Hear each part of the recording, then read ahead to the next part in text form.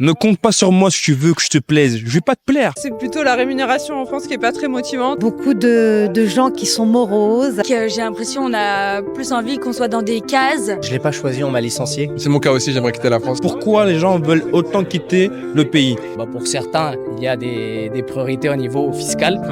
Donc ça aussi, c'est un gros enjeu. Bonjour et bienvenue sur cette chaîne YouTube qui va être votre référence business en 2024. Quand je dis aux gens que le salariat c'est claqué et passer tout le temps qu'on a en fait à partir à vivre dans ce monde pour un patron qui va te sous-payer, pour être plus clair, 1500, 2000 euros. Est-ce que c'est pas n'importe quoi un peu? Les gens me sautent dessus et me disent que non, j'ai un parti pris et qu'en fait je suis en train de mal parler aux gens. Non, si t'es toujours pas abonné, il est temps pour toi de rejoindre la confrérie business entrepreneurial motivation en t'abonnant. Pourquoi les gens veulent autant quitter le pays? Pourquoi s'expatrier? Pourquoi ne pas rester en France pour pouvoir justement avoir plus d'opportunités? Pourquoi l'herbe a l'air plus verte ailleurs? C'est la question que j'ai posée directement aux entrepreneurs et aux salariés justement qui se retrouvent ici autour de nous. On est sur à peu près 3000 euros bruts par mois. Moi, c'est à peu près 2500 net. 2500 net à L'Oréal. Ouais. Bien. Et qu'est-ce que tu fais dans la vie, Marion? Je peux te tutoyer, excuse-moi. Vas-y, je t'en prie. Je suis à l'aise. Je suis graphiste en freelance. Et tu faisais quoi avant ça? Je suis dans le packaging, mais aussi dans le design, donc, Ouais. mais en salariat pour le coup. Mais pourquoi avoir quitté le salariat? Parce que tous les protections sociales, etc. Pourquoi avoir quitté le salariat pour te La maintenir liberté. La liberté d'être à mon compte et de pas avoir de hiérarchie. C'est surtout ça, moi, qui m'a pesé sur la fin. Ok, d'accord. C'est que t'es un petit peu pression et pas assez bien payé peut-être, non? Ça dépend, parce que le freelance, ça dépend des fois aussi. C'est pas tant ça, c'est pas tant le côté financier, c'est plus le côté hiérarchique et avoir des ordres qui me plaisent pas forcément et devoir les suivre. C'est une question de caractère, je pense. Alors moi, c'est un peu particulier. Donc il y a un mois, j'étais encore salarié. Mais voilà, j'ai décidé d'être coach sportif depuis 2022. Donc je liais les deux en même temps, en jonglant. Et là maintenant, je me suis mis vraiment à 100% parce que malheureusement, je manquais de temps pour faire certaines choses. Et tu faisais quoi il y a un mois justement en salariat? Alors il y a un mois, moi j'étais dans un organisme d'événementiel qui organisait justement des salons comme celui-ci, Ok, trop bien. mais dans un domaine focus toujours lié avec ce que j'aime, c'est le bien-être et médecine douce. Parle-nous un peu chiffre, ça gagne combien un petit peu pour ceux qui veulent peut-être faire ça plus tard? 2000, 3000, Ok. voilà, sur peut-être un fixe. Et après, prime, etc., ça va être au bon vouloir de l'entreprise. C'est quoi les prix justement pour ton métier en Suisse? Les salaires. Les salaires, pardon, excuse-moi, les salaires. Ouais. Ça dépend aussi du canton. Ça dépend beaucoup du canton. Mais moi, je suis à Bâle, canton de Bâle. Et c'est entre, on va dire, 80 et 100 000 par an. Après, pour moi, il faut vraiment comparer ça par rapport à aussi, il faudrait ajuster au prix de la vie France versus Suisse, parce que certes, avoir un salaire plus élevé en Suisse, ça veut pas dire forcément les mêmes avantages non plus, C'est clair. que ce soit sociaux, que ce soit. T'as beaucoup moins de stabilité en Suisse. Et puis, quand tu compares aux prix parisiens, à Bâle, c'est plus ou moins les prix parisiens, en fait. Plus parisien, ouais, t'auras plus d'avantages en fait de travailler en Suisse et de vivre à la frontière, largement. plutôt que de vivre Largement. directement en Suisse. Ouais, c'est Ouais, ça ouais. le truc. Mais finalement, pourquoi justement quitter la sécurité, comme on aime bien dire, pour se lancer dans une aventure un peu compliquée, qui est l'entrepreneuriat? Je l'ai pas choisi, on m'a licencié. Ah ouais? On m'a licencié parce que justement, je posais trop de questions, j'avais un parcours un peu atypique. Ok.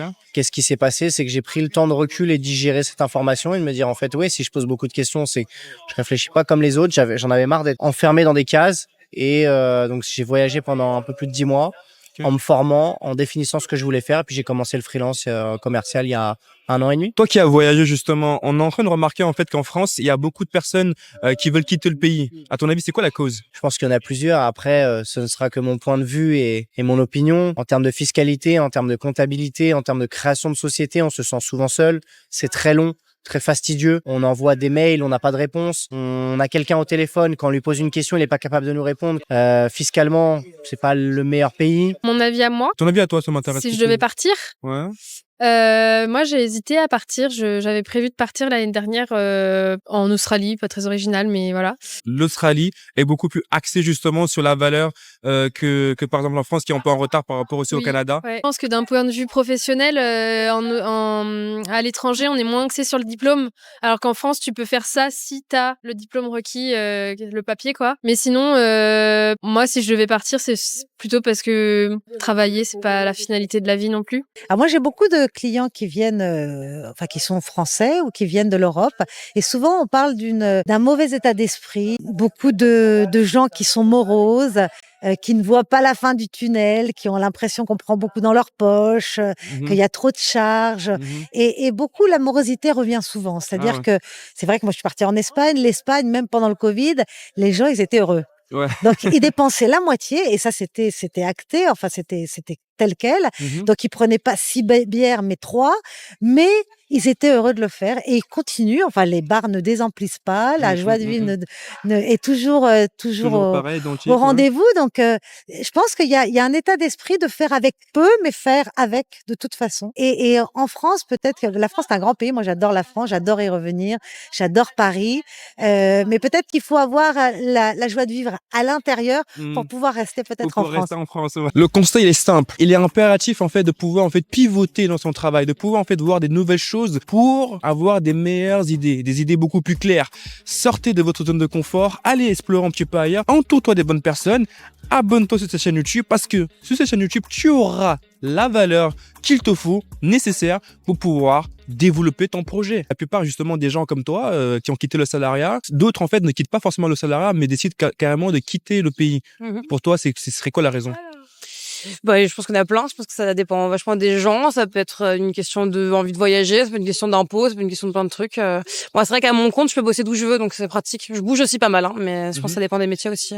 Et toi, tu t'aimerais quitter la France? Bah, moi, je quitte souvent la France, mais j'y reviens quand même. Je viens du Canada où j'ai fait une expérience dans le sport pendant un peu plus de 6 mois et le mindset est totalement différent. Ouais. Ils accordent beaucoup plus d'importance à l'opportunité chez les jeunes et une responsabilité beaucoup plus importante qui est assez difficile à retrouver en France. Ok. Pour toi, ce serait plus l'état d'esprit, quoi. Ouais, un état d'esprit général, je trouve qu'en France, qui est assez limité. En fait, l'état d'esprit en France, en fait, il est pas mobile, pas flexible. C'est comme ça, point, tu vois. Pour que tu fasses changer les choses, faut se battre, quoi. Pour toi, la raison principale, c'est vraiment l'état d'esprit. Après, on va parler de fiscalité, on va parler aussi pour les jeunes qui viennent peut-être de certaines zones de difficulté à pouvoir potentiellement s'intégrer, s'intégrer. Je déteste ce mot, s'intégrer, parce qu'on n'a pas à s'intégrer, même si on est une minorité. On est français, on est né ici, tu vois. Et l'argent aussi est un problème. Le financement, tu vois, c'est très, très, très compliqué en France de trouver des financements. Pas dire qu'à l'étranger, c'est plus facile, mais bon, quand tu as des pays qui sont plus enclins à adopter des nouvelles modes, à consommer, bah, c'est plus facile en fait de partir. Moi, ouais, c'est plutôt la rémunération en France qui est pas très motivante. Enfin, après avoir fait un bac plus 5, on est toujours en train de galérer à trouver déjà un poste. C'est ce qui est déjà bien, et on se sent un peu obligé d'accepter tout ce qu'on a, parce que il y a pas beaucoup d'opportunités et on est prêt à sacrifier le salaire, alors que dans d'autres j'ai fait du coup 6 mois en Australie et j'étais en tant que conseillère de vente et la rémunération était double par rapport à ici, quoi. Enfin, alors que ici c'est considéré comme un métier qui est pas non plus hyper qualifié. C'est mon cas aussi, j'aimerais quitter la France. Alors, il y a beaucoup qui disent qu'on veut quitter la France par rapport au niveau d'imposition qu'on a, au niveau des taxes. Ouais. Mais je pense que maintenant, cette facilité qu'on a à voyager, beaucoup de freelance et d'entrepreneurs français vont s'expatrier à l'étranger, qu'en Thaïlande ou autre. Donc, il y a cette découverte du monde qu'on veut avoir, cette facilité à aller ailleurs. Après, est-ce que l'herbe est plus verte ailleurs? Je ne sais pas. Mais pourquoi pas? Si d'autres pays offrent d'autres opportunités, ça peut être intéressant. Pour moi, je trouve ça plutôt une opportunité au final, parce que du coup, on peut vraiment, grâce à l'entrepreneuriat, pouvoir travailler d'où on veut. Donc, je pense que c'est aussi ça qui fait que les personnes souhaitent et cette envie de partir ailleurs, voilà, de voir d'autres pays, de justement profiter de cette opportunité d'entrepreneuriat Pour toi, c'est les gens veulent quitter le pays parce qu'en fait, en France, finalement, on n'est pas très bien payé. En soi, oui, c'est vrai qu'on n'est pas forcément rémunéré à notre juste valeur. Après, bon, en soi, en tant qu'entrepreneur français, on est quand même, moi, du coup, je vis des entreprises françaises, donc au final, le salaire, ça dépend de ton expérience, tout ça, mais c'est vrai que je pense qu'il y a plus d'opportunités de se faire un nom et de justement être mis à sa juste valeur. Ne compte pas sur moi si tu veux que je te plaise. Je vais pas te plaire. Moi, je préfère te dire les choses cash. Je préfère te dire clairement que, franchement, le salariat, c'est claqué. Et que ça te plaise ou pas, c'est la vérité. Qui rêve, franchement, de donner toute sa vie, en fait, à un patron? Personne. Si aujourd'hui, en fait, mon message ne te correspond pas, ça veut dire que j'ai lancé le bon filet et que tu n'es pas un assez gros poisson pour pouvoir rester avec moi. Je ne pêche pas des petits poissons. Je pêche que des gros poissons. Je suis un pêcheur, moi. Ceux qui veulent, en fait, que je leur dise, non, t'inquiète pas, ton salariat, c'est bien et tout. Tu peux vraiment continuer. Tu peux devenir riche en étant salariat. Dis-moi qui est devenu riche en étant salarié. Dis-moi. Personne. Peut-être que tu as des exemples. Alors, dis-les-moi en commentaire. Je serais ravi de pouvoir voir le parcours de cette fameuse personne qui est devenue riche en étant salarié. Sois salarié si tu veux, mais aie ton projet entrepreneurial à côté parce que c'est important pour toi de sortir du métro, boulot, dodo. Moi, étant donné que je suis d'origine colombienne, donc je suis arrivé à l'âge de 10 ans, j'ai cette double culture. Moi, ce que je vois à l'heure actuelle de pourquoi les gens veulent vraiment quitter la France et peut-être des questions de pourquoi moi aussi je pourrais la quitter, ça serait sur le côté on veut se donner les chances de se développer plus vite. Des fois, on n'a pas les mêmes chances, peut-être au niveau de l'âge. Peut-être ça peut être une barrière. Moi, réellement, c'était pas ça, mais parce que je suis allé le chercher. Mais ça peut être aussi le côté développement vraiment personnel qui met des freins à certains pour pouvoir se développer parce que ils voient pas un peu plus loin de ce qu'ils voyaient à l'instant T. Donc, c'est vraiment se fermer des portes et de partir à l'étranger, ils se mettent comme un défi. Il y a aussi le côté, pour certains, il y a des priorités au niveau fiscal. Donc, ça aussi, c'est un gros enjeu. Il y a des beaux pays. Déjà, il fait bon à vivre. Dubaï. Dubaï, peut-être. Il y a l'Irlande. C'est plus à côté. Il y a le Portugal. C'est un très beau pays.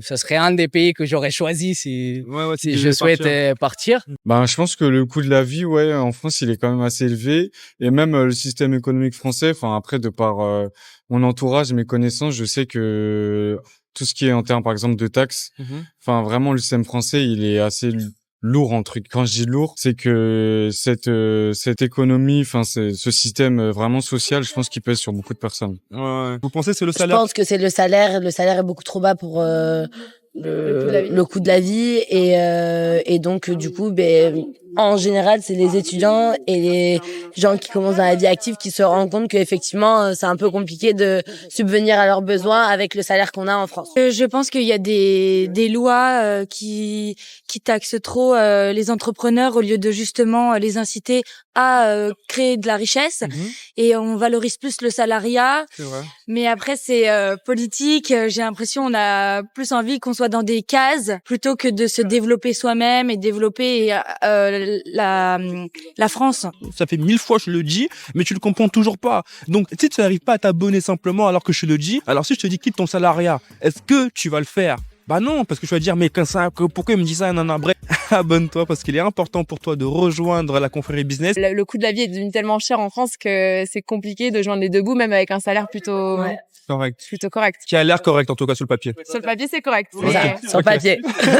Mais que sur le papier. Sur le papier. Je vais même donner une vision un peu plus complotiste, entre guillemets, qui est un terme à la mode. Moi, je pense que c'est juste de l'esprit critique et j'ai aucune certitude, c'est une hypothèse. Je n'affirme pas, je suppose.